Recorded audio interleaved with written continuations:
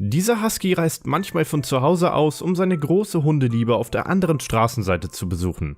Klingt wie ein Märchen, doch die Aufnahmen, die von den beiden Hunden entstanden sind, gehen direkt ins Herz. Und darum geht's in diesem Video.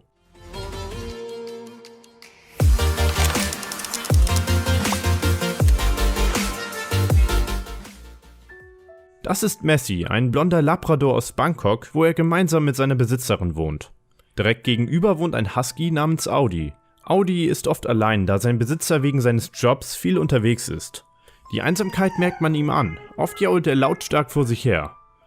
Doch die Nachbarin wusste, wie sie den traurigen Hund aufmuntern könnte.